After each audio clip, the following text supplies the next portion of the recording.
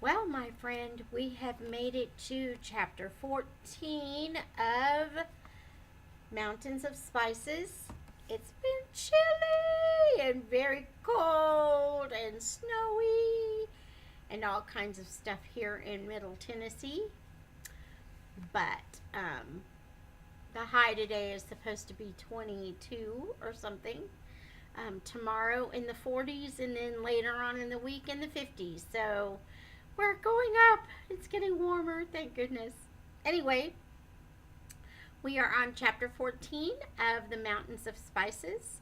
And this mountain is the mountain of frankincense, which is the fruit of the Spirit, faith. And the subtitle is The Response of Faith to Love. Please excuse my snuffy nose. The seventh mountain of spices was a very lovely place indeed. Like the mountain of cinnamon, it was clothed with trees. The only difference being that here on the mountain of frankincense, the trees were much taller. They were gracious, stately gums, and their trunks were beautifully and most variously colored, ranging from silvery gray and ivory white or cream to palest lemon, misty blue, lavender, golden tawn, rust red, and rich brown. In places there were even streaks of crimson. But the leaves of the tree were even more beautiful. They were very long and very narrow, and they hung down in green festoons from the slender swaying stems, so that from a distance they looked like loosely flowing veils of silver hair. Every breeze and even the softest breath of wind stirred these lovely trees and set all the leaves whispering together and rippling like waves on the sea. As she watched them, Grace and Glory thought to herself that she had never seen anything quite so gloriously responsive as these countless swaying stems and leaves. It was almost startling to notice the mysterious union which seemed to exist between them and the light summer wind, as though invisible fingers were gently sweeping a keyboard of leaves and liberating whole harmonies of intricate rhythmic motion. As she watched and listened, she thought she heard the harmony of motion turned into sound and a song went singing through the trees. Faith is response to love's dear call, of love's dear face the sight. To do love's bidding now is all that gives the heart delight. To love thy voice and to reply, Lord, here am I. As blows the wind through summer trees, and all the leaves are stirred, O Spirit, move as thou dost please. My heart yields at thy word. Faith hears thee calling from beyond, and doth respond. What thou doest, what thou dost will, that I desire. Through me let it be done. Thy will and mine in love's own fire are welded into one. Lord, I believe, nay rather, Lord, I obey. For a long time after that, she sat in perfect silence, too absorbed to notice anything else. At last the king's voice broke in on her reverie. You are admiring the beautiful, unstudied, and unresisting responsiveness of my trees of frankincense, Grace and Glory. Yes, said she in a tone of great delight. It is a perfect joy to watch them. I never before saw anything so comparable to them. The slightest and gentlest breath of the wind sets them all moving as though in harmony with chords of inaudible music. Faith is certainly a very lovely thing, said the king with a pleased smile. I can do anything, yes, anything, where there is this perfect faith or responsiveness to my will. It is their beautiful responsiveness which awakens the music in the trees of frankincense. There is nothing in the whole wide world which gives me more joy and appears fairer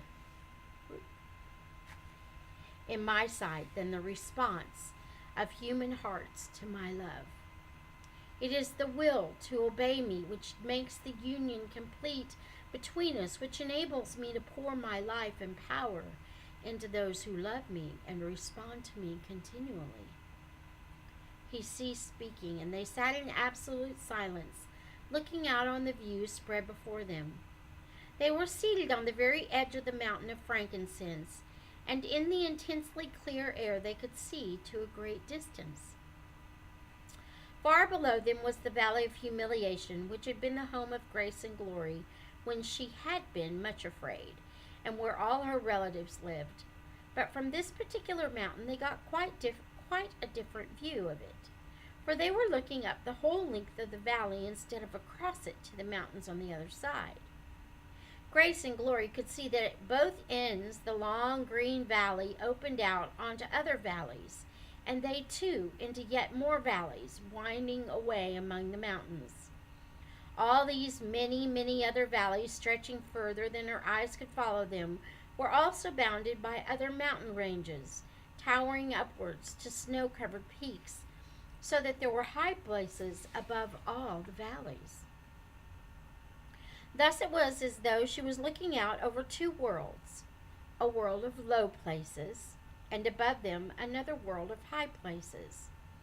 But she well knew by this time that in one sense there were three worlds, for she knew that all the visible mountain ranges had still higher summits beyond them, which soared up into the heavens right out of sight, so that they were out of this world altogether.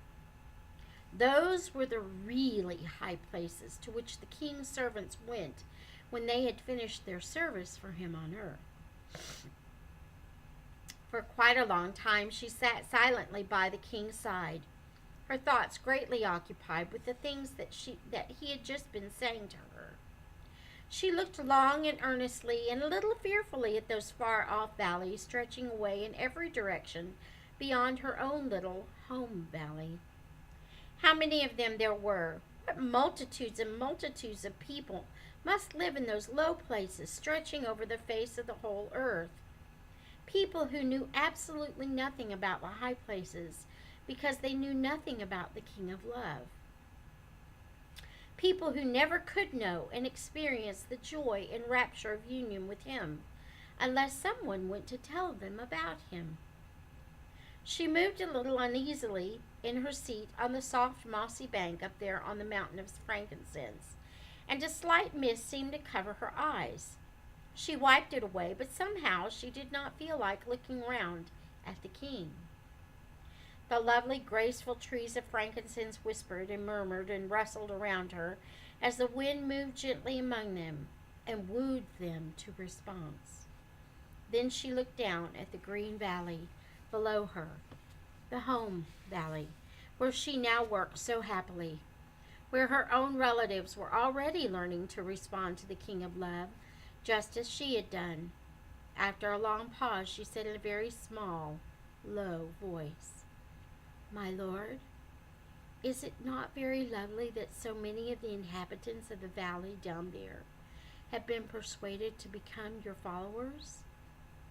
"Very lovely indeed," he answered at once in a glad, happy voice, and she could sense a smile on his face as he spoke. But for some reason she still did not want to turn and look at him. There was silence again for quite some time. Then, still without looking at him, she put out her hand, took his, and said in the same low, small voice, "My lord, why did you bring me here?" "I wanted you to see this view," he answered very gently indeed. "I am looking at it," she said, just a little breathlessly. "Tell me, my lord, what do you see?"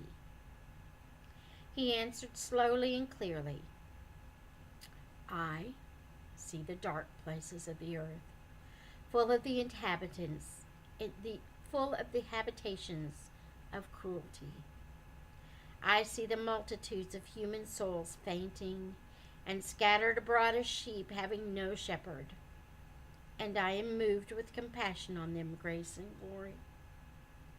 After a long time she spoke again, but in a voice so low it was scarcely audible.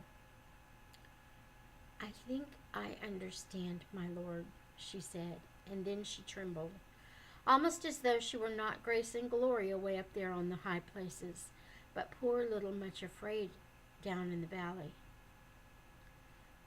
Then, as you have seen what I wanted you to see, said the king gently, we can go down to the valley of humiliation for the work of today.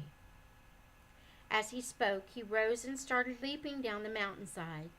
Grace and Glory started to follow him as usual, but for the first time since he had brought her to the high places, she found that her hinds feet were inclined to wobble. So she paused one instant on a little rocky crag and whispered very softly, Behold me, I am thy little handmaiden, acceptance with joy. Immediately her legs stopped shaking, and sure-footed as a mountain roe, she leaped after the king down the mountainside, singing as she went. Entreat me not to leave thee, Lord, for oh, I love thee so. And where thou goest, Lord of lords, there will I also go. Where'er thou lodged, I will lodge. Thy people shall be mine. Whom thou dost love, I also love. My will is one with thine. As thou didst die, so I will die, and also buried be.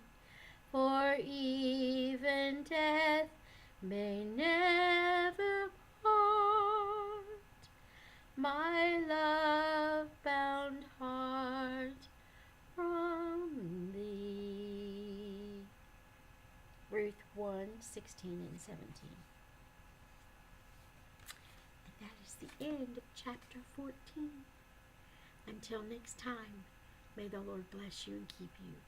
May he make his face to shine upon you and be gracious to you. May the Lord lift up his countenance upon you and grant you his shalom.